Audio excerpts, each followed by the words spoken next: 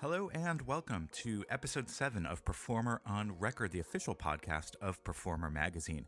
Brought to you each and every time by our premier sponsor, Elixir Strings. Welcome to the podcast. If you haven't listened before, thanks for joining us. If you're a repeat listener, thanks so much. And if you wouldn't mind, please leave us a rating on Apple Podcasts and whatever podcast service you use. That would help us out a lot. If you're not familiar with Performer Magazine, we are a trade publication for working musicians. We like to cover any topic from music business to career advice to gear reviews to recording tips and pretty much everything in between. Under normal circumstances, we would cover things like touring advice as well. But, if you're listening to this in contemporary times, you know that touring is kind of at a standstill. If you're listening in the future, hopefully that makes no sense. Hopefully we're back on track and touring has resumed. But that's kind of a general sense of who we are. You can check us out at performermag.com. My name is Ben. I am the editor of Performer Magazine and your host. In the future, we're actually going to be joined by a couple of guest hosts. We're going to try things out so you don't have to listen to my voice the entire time. But for now, you're stuck with me. Again, this is episode 7, so go back through the archives on whatever podcast service you prefer. Check out the first couple. We've got some really great interviews with guests like Ben Queller, and some music industry professionals from the likes of Harman, giving you some great tips on home recording. So anyway, enough of that. Let's get into this show. We're going to be talking a little bit later on to a really great LA singer-songwriter named Abigail Fierce, who we recently worked with on a video partnership in conjunction with Elixir Strings. We had Abigail string up with some new Elixir phosphor-coated bronze strings on her acoustic. She did a number of really awesome videos for us. So if you haven't checked out our YouTube channel, go do a quick search, Performer Magazine on YouTube. You can see Abigail's videos. We'll talk to her about that and about her career and so much more coming up. But before we get into that, let's kind of address the state of things.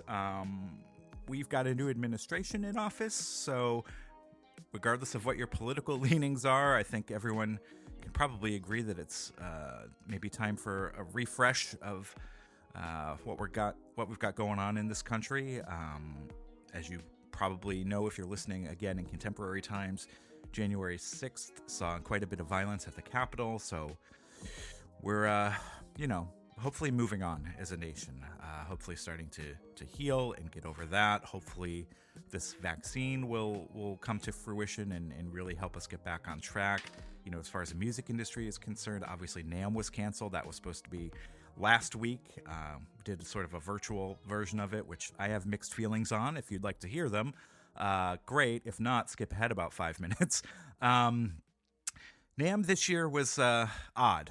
I know the organizers work their hardest to make it an experience, but the act of not physically going to a convention center and walking around and seeing what's new and getting, a tactile, hands-on experience with new gear and new products, especially for me, things like guitars and keyboards and recording equipment, it's just not the same. And I know they really tried hard to schedule things and program really cool video content and webinars and new product announcements, but it's just not the same without that in-person connection.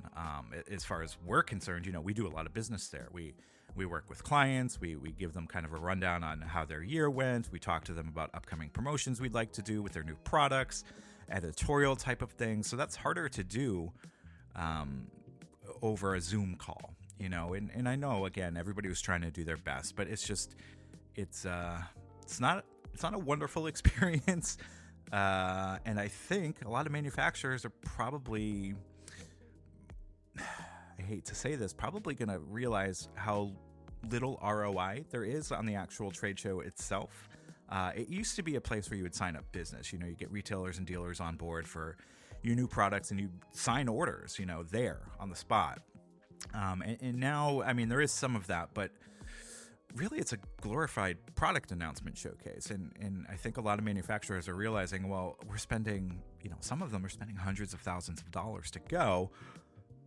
Probably going to start to realize, well, that's a line item in our budget that maybe we can better spend elsewhere and just send out press releases when new products are out and put up a demo video or have artists put up demo videos when the product drops. I think a lot of manufacturers this year, having not gone, maybe realize that I don't know how much the actual convention is doing for their bottom line. So that's one takeaway. I'm not a manufacturer, so take that for what it's worth. If you are a manufacturer and you have different opinions on NAMM's value to you, great. I've heard off the record from probably half a dozen companies that they're just not seeing what the value is now that they've gone without it and gone without the expense and the hassle of taking a week off work and the travel and the lodging and the food expenses and the booth and all of that stuff. So remains to be seen. I don't even know if Summer NAMM is happening this year. I don't think we've got an official announcement on that yet. So stay tuned. I don't know what people's plans are going to be in July. It's only January right now. So if things are able to open up again, maybe we'll see people in Nashville, maybe not. Maybe we'll see people again in Anaheim next year. My guess is that if it's open, we'll probably see a lot fewer people, a lot fewer exhibitors. But that's just my take on it. The virtual thing wasn't super awesome for me, partly because, and here's one of the main things, when we fly out to NAMM, we generally have to take a week off work. I have to push back, deadlines and everything a week because I've still got a magazine to run, and manufacturers, they've still got equipment to produce. They've still got marketing initiatives to run. So a lot of them are sort of quasi taking a week off, even though they're still working. This was different in that I didn't take a week off work. I still scheduled my normal work day in my calendar and everything. So for me, there wasn't a lot of quote unquote participation in this Believe in Music Week. I tried to catch webinars as I could, but I had other things going on. I had a full-time workload for the magazine still. I didn't take a week off and plan my day around the NAMM programming grid and plan to sit and watch video presentations all day long. Just wasn't going to happen. I don't think that was even realistic. So yeah, I don't know. Those are my thoughts. It was mixed. I didn't love it. I didn't hear from a lot of people who did love it, other than, the saving of the expenses part of it. That I think a lot of people loved. But tell us what you think. Did you participate, quote unquote, in the Believe in Music experience? I hate to put quotes around everything, but quote unquote experience. Did you like it? Did you get anything out of it? Did you present a video? Did anybody watch it? A lot of this stuff is kind of archived behind a password system, so I don't know if anybody's even going to see a lot of that content, or if you're a manufacturer, are you just going to send out press releases when new products drop, and that's going to be the plan? Do you need NAMM anymore? Is NAMM important to you? Tell us what you think. Send us an email. I'd love to hear people's thoughts, even if you want to be off record, and you want to give me a call. If you're a manufacturer or an advertiser that we work with and you don't want to be on record as saying anything disparaging or negative, let me know, because I'd just be interested to hear what other people's thoughts were. We saw a lot of cool stuff announced. EVH had some really awesome guitars that I'm drooling over. PRS announced some new SE models, which are awesome. There's a pink flame top SE Custom 24 that I'm going to try to sneak into the house without anybody noticing. But other than that, what's been going on with me, I've been kind of rearranging my home office because it looks like this is going to be a more permanent situation than I think anybody realized last year. Trying to set up the home studio as best as I can so I can still conduct magazine business. As you know, we get a lot of products sent to us for review, so I test out a lot of things here. I send out a lot of stuff to the real world recording community for their feedback and their reviews. We have a senior product reviewer here who I give products to, but for me, I've just been rearranging my keyboards and getting all that stuff kind of set up into my interface and mixer, and really been drooling over the new MPC One. I know a lot of people kind of have mixed feelings on it. It doesn't include a battery, doesn't have speakers. The speaker thing, who cares? You'd be either using headphones or plugging it into studio monitors anyway. So for me, I don't really need built-in speakers. It's kind of useless.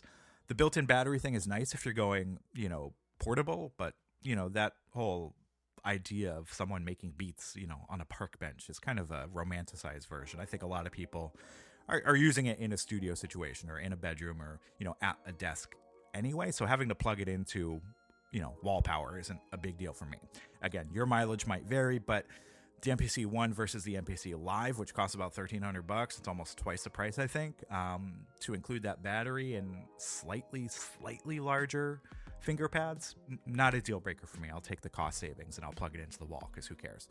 But I have really been looking at that, not because I'm into any sort of hip hop production at all, but I've been doing more DAW-less stuff, and, you know, for lack of a better 4-track system, because those aren't even made anymore, the MPC is really intriguing because you can record all your sequences, string them together into a fully produced song, and even export it to a DAW if you want. You can explode all the tracks, and you've got seemingly endless MIDI capabilities. It works as a hardware sequencer, arpeggiator. A lot of my synths don't have sequencers or arpeggiators built in, so be able to do that from a control center would be awesome. Send out MIDI signals to a number of different synths at once. Record, I think, up to 8 audio tracks, which is really all I would need for my little rinky-dink productions. It's looking really attractive. So, hey, if anyone knows anyone at Akai, I've been trying to get them to send us one for a year for review. We'll do a video on it. We'll do anything you want. Yeah, we'd love to get our hands on one just to see it in action. I did get a presentation of one by someone who's pretty advanced on the software and everything, and it just looks like it would be something I'd be into. And I think if we demoed it in the right way, something that a lot of maybe non-hip-hop and non-electronic artists would be into too, because it does have a lot of really great functionality for songwriters. I think that maybe is an untapped market. But yeah, so anyway, that's what's been going on. The NAMM thing, the me lusting over the MPC One. I love the gold edition. It's kind of blingy. A lot of people think it's gaudy, but hey, go big or go home, I guess. I'd deck out everything in gold if I could. Why not?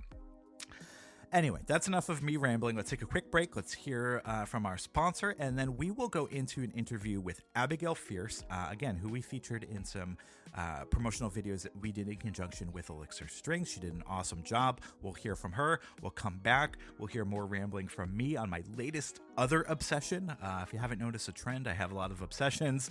We'll wrap up the episode, and we'll call it a day. Thanks a lot for listening, and let's get to our sponsor.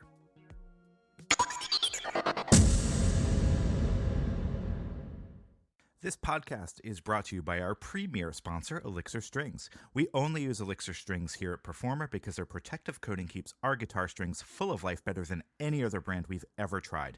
And when we're reviewing stomp boxes, amps, effects units, recording gear each and every month, we don't want anything distracting us from the job, like the hassle and expense of constantly changing out our gross corroded strings. And we know you don't want anything getting in the way of making your music either. So say goodbye to corrosion and dirt and gunk and sweat and oil buildup with Elixir Strings. Their proprietary featherweight coating acts as a barrier against tone-killing buildup on your guitar and bass strings, allowing you to get lost in the music. For more info, it's easy. Just head to elixirstrings.com, check out our YouTube channel for some awesome demos from real-world guitarists like you, and stay tuned for more in the months ahead as we do some really cool, interesting projects with our friends at Elixir Strings. Now back to the show.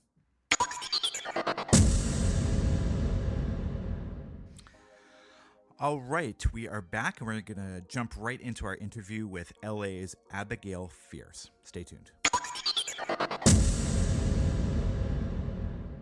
So we are here with Abigail Fierce, a singer-songwriter from Los Angeles, who was our most recent Elixir Strings Artist of the Month. Welcome to the show, Abigail. Hi.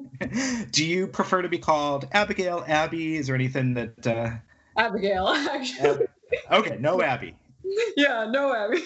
All right, so we're here with Abigail, and I think our audience, for those who have seen you on our YouTube channel, may want to learn a little bit more about your background in music, kind of what you're up to now, maybe what's ahead in the future as far as your career goes. So maybe if we can take it back, I know you're from LA now, but are you originally from Los Angeles, or did you move there?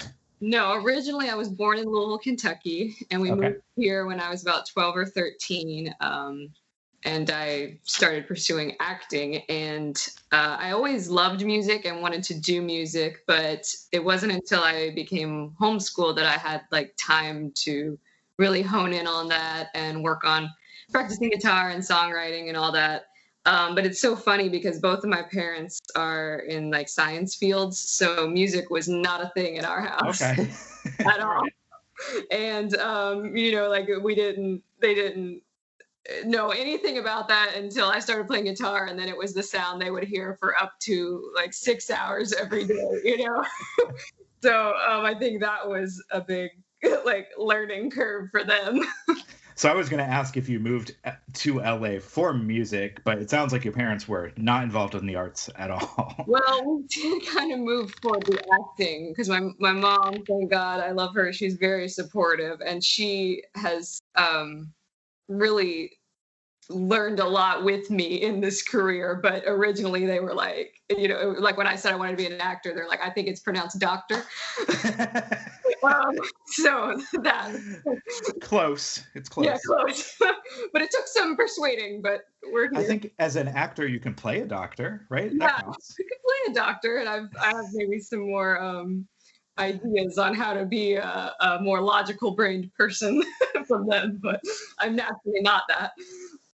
So you come out to LA and you're interested in pursuing the acting thing. Now, does music come along for you kind of at the same time, or is that a little bit after, or how does that sort of get into your life as far as guitar playing and songwriting and all that stuff? I guess I started playing ukulele before I came out here for acting, but it was something that I had to, like my singing voice and all that, I had to work hard at to like hone in on. And so when I'd say a couple of years after I came out here is when I like wrote a song and I felt like, okay, well, maybe I could do this. And I kept working on it. And eventually after being out here and pursuing the acting at the same time and just kind of practicing the music, but maybe not pursuing it professionally, I kind of felt like I'm finally ready to put some music out there. And I've been putting out covers for a couple of years now, but it was like, I think my stuff's ready to go. Yeah. So you got to the point where your own songwriting was kind of the thing that was propelling you forward in your career. Exactly. Yeah, exactly. And it was always, for me, it was more about like being a songwriter singer than a singer songwriter. So when you and I kind of first traded emails back and forth when we were planning the Elixir Strings thing, you had either mentioned to me or maybe I saw it on your website that for your recordings, you play the majority of the instruments, I think, except drums. Is that right? Yes, I play all the instruments on my tracks except the drums, which are programmed as of now. Eventually, I'd like to bring in a real drummer. Yeah, maybe when the world opens up again and studio space is not locked down. For those listening in the future, we're in the tail end of 2020, and it's, kind of apocalypse times, but, It's a horror movie, but things are maybe getting better, fingers crossed. Yeah, we're living through it. We're gonna get by. There's a new year on the horizon. Hopefully new things happening. Yeah. But that would be great if you could, incorporate a live. Now, do you have live drums when you perform live, or how does that work for you? You're doing mostly acoustic shows. I do mostly acoustic. Well, I did mostly acoustic. Right.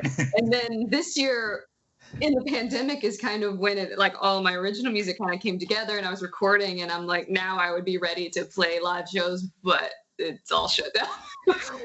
Yeah. So maybe you could take us through your songwriting process, because Performer is a magazine and a website primarily aimed at musicians. So one of the things we like to do is kind of get into the creative headspace of the artists that we talk to. So if you could walk us through maybe how a typical song evolves for you from the initial writing phase, even up through how it's ultimately recorded, I think that would be really interesting to learn.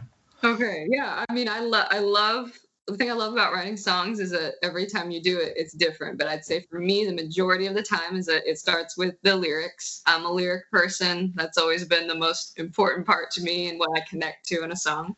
I'd say the best songs start when I'm just like playing something on my guitar and I just start singing something and the melody matches and I run with it. But I'd say a lot of times too, it'll start where I'll just write like pages of lyrics and then piece together a story from that. And then work on the music and melody and all that. And I always start with the acoustic guitar, even if I'm writing an electric guitar part or whatever, it's always on the acoustic. And then I go into the studio and I block like a 4-hour session to practice lay down the acoustic guitar and vocals, and then that's like the foundation for it. Gotcha. Then we go in there and I throw on all the other stuff and we play around and figure out what sounds good. Do electric guitar and bass and all that. And then, well, I guess maybe sometimes we program the drums first just as like a little sample, to see what's going. And then we everything up and try to make it sound, finished. So it sounds like you're actually doing a little bit of the arrangement in the studio too before you lay down the track.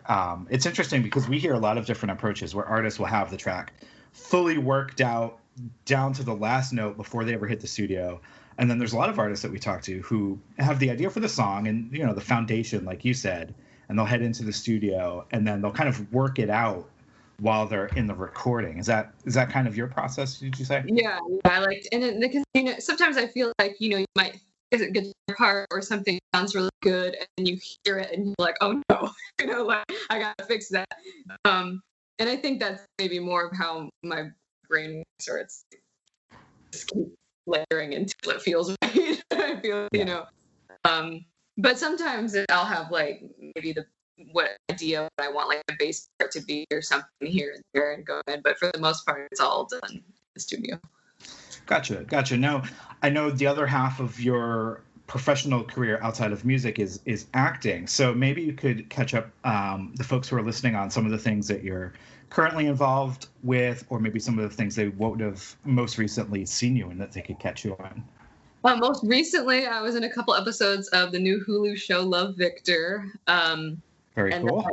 Thank you. Yeah, that kind of helped my social media go off, and I love talking to the fans of Love, Victor on there. They're all so sweet, and they made little fan art for my character. And like the coolest thing that's ever happened to me, you know. Very cool. And you know, things because of the coronavirus have kind of been shut down, but auditions and whatnot are starting back up. So hopefully projects will be coming back in. But I think being an actress has helped me be a better songwriter, and being a writer has helped me be a better actor. That's interesting. Why do you say that? Because I don't deal with a lot of people who do both, so I'd be interested in learning more. I think being an actress helps me be a performer, because it's like if I have to do a music video or if I'm performing live, like I'm used to being in front of a camera and having people tell me like, okay, move a little bit so you're this angle, and I'm used to it. So like if I had to do that, you know, if I'm like performing live or whatever, it doesn't throw me off that you have that to makes like, sense. Sure. You know. But then being a writer, I think helps me be a better actress, because it's like being a songwriter, I spend a lot of time thinking about my emotions, and like as an actress, I have them all on the table, and it's like I can pull from them because it's like I've pinpointed them and thought about them so much, you know, like exactly what someone would be feeling in that moment or whatever, and pull it in. And then I think because I'm a songwriter, I can kind of understand maybe a writer's vision of what they're going for, because I've been in that place. And then, but I think it's really fun to be an artist, how am I saying this? To be a musical artist, because it can be whatever you want it to be. Like when you're an actress, it's all about making other people's vision come to fruition. Sure. But then as a songwriter, it can be whatever you want it to be. Well, that makes sense. That's really interesting. I wonder if more musicians might benefit from maybe not pursuing acting full time, but even taking acting classes so they can learn how to tap into different emotions. Even musicians who write in character, in quotes, might learn something, you know, because it all doesn't have to be about you. Some of my favorite songs are written from another viewpoint other than the songwriters. That's something I did a lot when I first started writing. I would have these auditions or callbacks for roles that like ultimately I wouldn't get, but I would get into that headspace and like become attached to it in a way where I would want to write as this person, and I would write a song in that mindset. And it's kind of it helped me get into character, and it's kind of a weird push and pull back and forth between them. Yeah, no, that totally makes sense. Normally what I ask people is kind of what they're working on for the next foreseeable future in their careers. But with everything up in the air right now, we've been getting wildly different responses. We've had artists who are basically saying, I'm not feeling creative, I'm not doing anything. We've had artists who are like, I've been locked down for 8 months, I've got like 4 albums recorded because I've had nothing else to do. So I'd be interested to learn kind of with the filming shut down a lot, where you're at sort of in your creative headspace with the music. Have you been doing a lot of music? Do you plan on releasing a lot in the next year? where are you kind of at, and what do you think's on the horizon as far as that part of your career goes in the next, say, 12 months? I have not that what. Not that anybody can predict what is going to happen in the next 12 months. No, but I have somewhat of an idea. Sure. I'm always like my mind is very busy, so I like to have some sort of a plan, or feel like I have some sort of a plan. I have a couple acting things in the works, but can't really talk about yet. And then as for music, I do plan on releasing more in the next year. When quarantine first happened, I was very creative, and I wrote like 10 songs in a couple weeks, And then I was like, then the La Victor aired, and I was busy working on all that, Sure. my Instagram and all that promotional stuff, and then I started working so much on all of the releasing my music and getting all of the business aspect of that. But I think the next year will be more of that, and more recording and getting all that out. And I think the more I record, the more creative I feel, you know what I mean? And it's, yeah. So now, do you have a home recording setup now, or do you exclusively work in the studio? I exclusively work in the studio because I live in a small apartment, so I don't have much, and I always write songs at night, and I get noise complaints from neighbors. I try to be quiet, That would maybe make having a home studio a little difficult, I suppose. Yeah, right. Yeah. Well, people have done it. I don't know. God bless them for doing it. I know there's people in both camps, folks who can make records in a bedroom, and folks who just, for whatever reason, it doesn't work for them. So I think whatever works, go for it. Yeah, right. Yeah. That really brings me kind of to the end of our chat here. I'm glad we got a chance to learn a little bit more about where you're coming from, hopefully where you're going. Is there anything else that our audience should know about Abigail Fierce, the musician or the actor, before we sign off? I think you got the basics for today. Follow me online at AK Fierce. You can see more about me, including my wacky sense of humor. But thank you so much for having me. I've had a fun time, and I've had fun corresponding with you all over the last couple months, and loved, stringing up for Elixir and all that. So absolutely. So if you're listening and you haven't had a chance yet, please go to our YouTube channel, because Abigail's made 2 really fantastic videos for us with the Elixir strings that we sent out. And one of them is a full music video, which is really cool. So you get a chance to actually hear a full song performance from her. Both of those are at the Performer Mag YouTube channel, so we can link to those below in the podcast description. But Abigail, thank you so much for hopping on with us here and talking with us today. And hopefully we'll have a chance to work with you again real soon. Of course. Thank you for having me. All right. Talk to you later. Bye.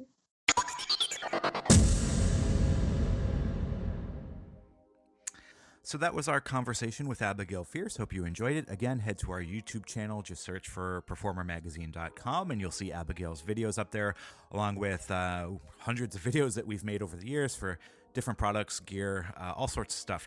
Which brings us to another point. If you are interested in helping us out with our YouTube channel, reviewing any of the gear that we get in, our friends at IK Multimedia have sent us a bunch of really cool creator tools, USB microphones, small portable interfaces, all sorts of stuff to help with the AV production. So we have products here that we need demoed. We can send them to you. They're yours to keep, along with some of the IK tools to help you make the videos. Drop us an email, ben@performermag.com. Let us know if you're interested. We can talk about how to set that up and what products you might want to get from us. But that's one of the other things that we do here all the time. So keep an eye out on our social media channels for more info on that as it comes up. But yeah, if you're interested, drop me an email. We'll take a look at that. I did mention earlier, I was going to touch upon one of my other obsessions since we've been kind of locked down this year. And that is the wonderful, obsolete mini disc format.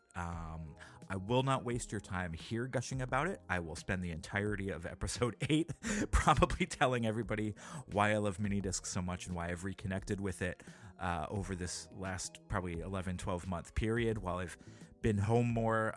So stay tuned for that if you have any interest in learning more about probably my favorite format other than vinyl. It may have even overtaken vinyl in my heart. But that'll do it for now. Again, my name has been Ben. I'm the editor of Performer Magazine. Head to performermag.com for more. Thanks again to our sponsor, Elixir Strings, and our interview subject, Abigail Fierce. Stay tuned next time as we talk to wonderful guitarist and singer-songwriter Katie Pruitt, and also the fantastic Early James. That'll do it for now. Thanks for listening.